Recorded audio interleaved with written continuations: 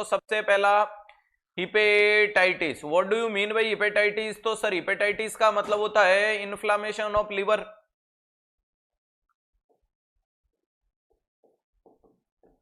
क्या होता है हिपेटाइटिस का मतलब? Inflammation of liver. और अगर अपन लिवर के इन्फ्लामेशन को लेकर के चलें, लिवर के इन्फ्लामेशन को लेकर के अगर अपन चलने की कोशिश करते हैं तो इसके अंदर तो पहला टाइप अपन जो डिस्कस कर रहे हैं, अपना सवाल बनेगा हिपेटाइटिस ए का। ये हिपेटाइटिस ए होता है दोस्तों, ये कौन से वायरस से देखने को मिलता है? तो ये एक प्रकार का आरएनए वायरस है। कैसा वायरस है? आरएनए वायरस है। इस वायरस का नाम क्या वो देखने को मिलता है? प्रीकोरोना वायरस बोला जाता है। क्या बोला जाता है? प्रीकोरोना वायरस बोला जाता है। ये होता है, इसी को आप हिपेटाइटिस ए वायरस बोल सकते हो। दोस्तों इसका इंक्यूबेशन पीरियड कितना होगा? तो 15 से लेकर के 45 दिन के बीच में देखने को मिल सकता है।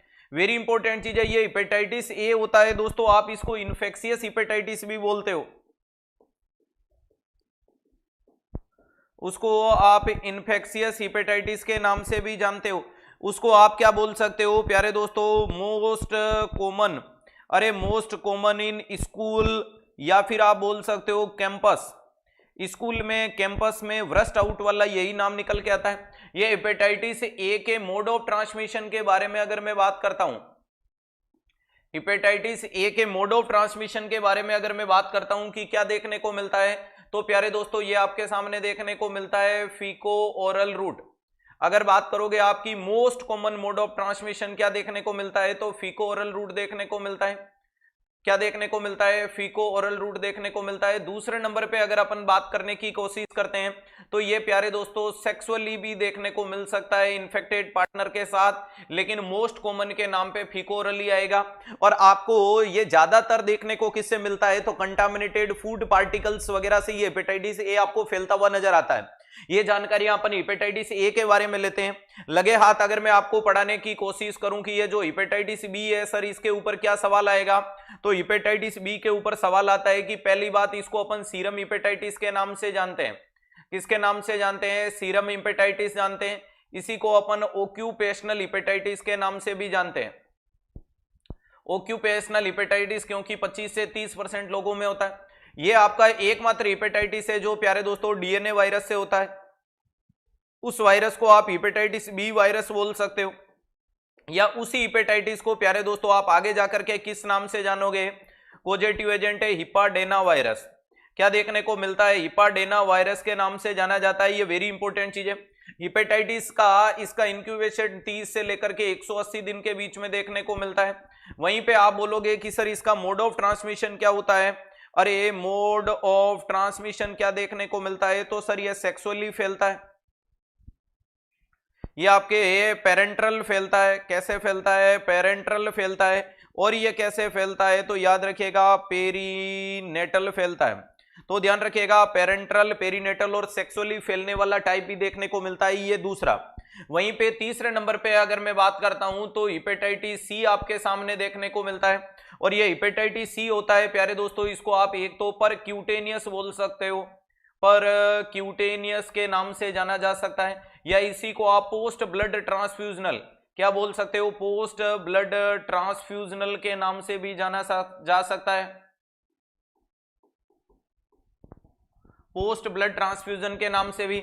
नेक्स्ट अगर अपन बात करते हैं, इसका इंक्यूबेशन पीरियड 15 से लेकर के 160 दिन के बीच में देखने को मिलता है। नेक्स्ट अगर अपन बात करते हैं कि ये किससे फैलता है, तो हेपेटाइटिस सी वायरस से, जो एक प्रकार का आरएनए वायरस है। और इसका पॉजिटिव एजेंट क्या देखने को मिलता है? तो याद रखिएगा फ्लेवी वायरस। क्या देखने को मिलता है? फ्लेवी वायरस के नाम से जाना जाता है।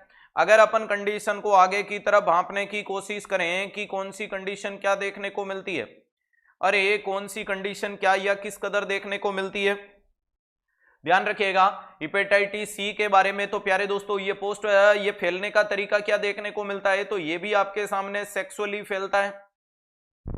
यह भी आपके सामने पेरेंट्रल फैल रहा है प्यारे दोस्तों। और यही आपके सामने पेरीनेटल, पेरीनेटल का मतलब प्रेगनेंसी के दौरान भी फैल सकता है। इसको अपन सबसे डेंजरियस टाइप का इसलिए मानते हैं प्यारे दोस्तों कि एक तो इसकी वैक्सीन अवेलेबल नहीं है, एक तो इसकी क्या नहीं अवेलेबल है? वैक्सीन नॉट अवेलेबल है प्यारे दोस्तों, वैक्सीन नॉट अवेलेबल है। और दूसरा इंपॉर्टेंट चीज है कि मैक्सिमम टाइम पेशेंट क्या मिलता है? एसिम्प्टोमेटिक मिलता है। एसिम्टोमेटिक यानी लेटर कंडीशन में जब डायग्नोस्ड होगा तो कंडीशन को कंट्रोल करना मुश्किल ही नामुमकिन होता जाता है। क्लियर है? तो ये वाला सी के लिए सवाल बनते हैं। इसके बाद अगला टाइप आता है जिसको अपन हेपेटाइटिस डी के नाम से जानते हैं। हेपेटाइटिस डी होता है प्यारे दोस्तों, ये क्या होता है, इसको डिपेंडेंट बोला जाता है, डिपेंडेंट। और ये डिपेंडेंट किस पे होता है, तो बी पे होता है, याद रखिएगा। इसके लिए ये भी एक आरएनए वायरस से होता है। इस वायरस का नाम है हेपेटाइटिस सी वायरस। अगर अपन इसके बाद अगर बात करने की कोशिश करें कि वायरस का नाम क्या देखने को मिलता है, तो डेल्टा वायरस देखने को मिलता है। वायरस का नाम क्या देखने को मिलता है, डेल्टा वायरस है। इंक्यूबेशन पीरियड इसका भी 30 से 180 दिन है। और प्यारे दोस्तों ये फैलता कैसे है, तो ये भी आपके सामने सेक्सुअली ही फैलेगा, ये भी आपके सामने पेरेंट्रल फैलेगा, बोले तो पेरेंट्रल देखने को मिलता है। यही आपके सामने पेरीनेटल भी फैलता है। तो पेरीनेटल बोल दो, पेरेंट्रल बोल दो, सेक्सुअल बोल दो, ये हेपेटाइटिस डी के लिए सवाल बन जाते हैं। ध्यान रखिएगा, वेरी इंपॉर्टेंट चीज है। और आपके सामने नेक्स्ट आता है last but not least hepatitis E. और अगर मैं बात करता हूं प्यारे दोस्तों, ये हेपेटाइटिस ई होता है, इसको अपन मोस्ट कॉमन टाइप के नाम से जानते हैं। Most common type of hepatitis E होता है, इसी को अपन सिंपल हेपेटाइटिस के नाम से जानते हैं। ठीक है, ये भी एक आरएनए वायरस से देखने को मिलता है जिसका नाम है हेपेटाइटिस ई वायरस, या जिसे आप बोलते हो कैल्सीविरिडाई। क्या बोला जाता है, कैल्सीविरिडाई, या जिसका दूसरा नाम हिपेविरिडाई भी बोल सकते हो, हिपेविरिडाई के नाम से भी जाना जा सकता है। नेक्स्ट अगर अपन बात करने की कोशिश करते हैं कि कंडीशन क्या देखने को मिलती है, तो सर इसका मोड ऑफ ट्रांसमिशन क्या देखने को मिलता है। एकमात्र हेपेटाइटिस जो सिर्फ फीको ओरल से फैलता है। कैसे फैलता है, फीको ओरल से। अब आप बोलोगे सर हेपेटाइटिस ए भी फीको ओरल से है, लेकिन हेपेटाइटिस ए फीको ओरल के साथ में प्यारे दोस्तों सेक्सुअली भी है, ये सिर्फ फीको ओरल से ही फैलता है। अगर आप बात करते हो सर इसकी वैक्सीन अवेलेबल है क्या, तो दोस्तों इसकी भी वैक्सीन नॉट अवेलेबल है। ध्यान रखिएगा। नेक्स्ट इंपॉर्टेंट चीज है कि इसका इंक्यूबेशन पीरियड, तो ध्यान रखिएगा कितना देखने को मिलेगा, 15 से लेकर के 60 दिन देखने को मिलता है। वेरी इंपॉर्टेंट चीज है। अगर मैं बात करता हूं कि प्रेगनेंसी में सबसे डेंजरियस, लिख लीजिएगा प्यारे दोस्तों, अगर आपसे बोले मोर फल्मिनेंट, अरे मोर फल्मिनेंट ड्यूरिंग प्रेगनेंसी देखने को मिलता है। मोर फल्मिनेंट ड्यूरिंग प्रेगनेंसी, प्रेगनेंसी में सबसे घातक कौन सा है, तो यही है। लीथल कौन सा है, तो यही है। सवाल की गरिमा को समझिएगा, एग्जामिनर सीधा सीधा पूछेगा किसके वैक्सीन नहीं है, तो बोलना सी और ई का नहीं है। सबसे खतरनाक कौन है, सी है। ऑक्यूपेशन में कौन है, बी है। अरे प्रेगनेंसी में कॉमन कौन सा है, तो ध्यान रखिएगा वेरी इंपॉर्टेंट चीज है, मोस्ट कॉमन इन प्रेगनेंसी। लिख लीजिएगा most common in pregnancy. Pregnancy में कॉमन कौन सा है, तो बी जवाब देना है। वहीं पे बी के लिए एक सरफेस एंटीजन बहुत फेमस है जिसको बोला जाता है hepatitis B surface antigen, HBsAg। ध्यान रखिएगा ये आपका क्या है, तो सर इसको बोला जाता है एपिडेमियोलॉजिकल मार्कर। ध्यान रखिएगा एपिडेमियोलॉजिकल मार्कर बोलो, या इसी को अपन ऑस्ट्रेलियन एंटीजन भी कहते हैं। क्या कहते हैं, ऑस्ट्रेलियन एंटीजन। ऑस्ट्रेलियन कंगारू याद होगा, हाँ, ऑस्ट्रेलियन एंटीजन के नाम से भी जाना जाता है। कौन सा वाला, तो बी वाला। That's clear. तो वेरी इंपॉर्टेंट चीज है। अब आपको ट्रिक के मामले में तो घबराने की जरूरत नहीं है कि अगर मैं बोलूं हेपेटाइटिस कौन से वाला, तो hepatitis A B C D E।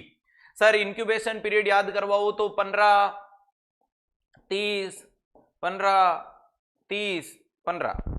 ध्यान रखिएगा इसके आगे लिख दो 45, इसका लिख दो 180। आपको पता ही ये दोनों एक जैसे हैं तो 180, इससे मिलता जुलता ये 160, और ए और ई मिलता जुलता है तो इसका कर दो 60। ये सारी बातें किस में चल रही है, D4 डेल्टा नहीं, D4 डेज।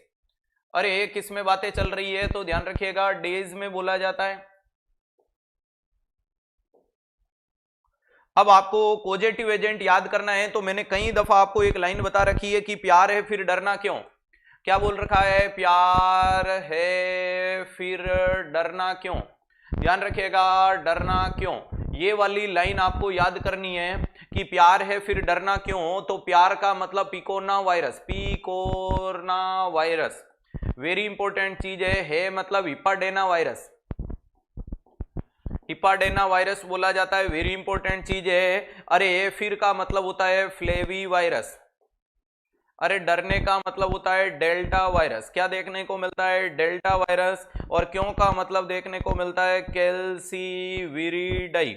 तो ध्यान रखिएगा, ये सारी की सारी चीजों को इस कदर रखा जाता है। बोलो बांके बिहारी लाल की जय। क्लियर है प्यारे दोस्तों? बहुत इंपॉर्टेंट तरीके से मैंने आपके सामने हेपेटाइटिस को लपेटने की कोशिश की। अगर इंपॉर्टेंट तरीका लगा तो वीडियो को लाइक और शेयर करने में कमी मत छोड़िएगा, क्योंकि पड़े हो किसके चक्कर में? कोई नहीं है 360 के टक्कर में।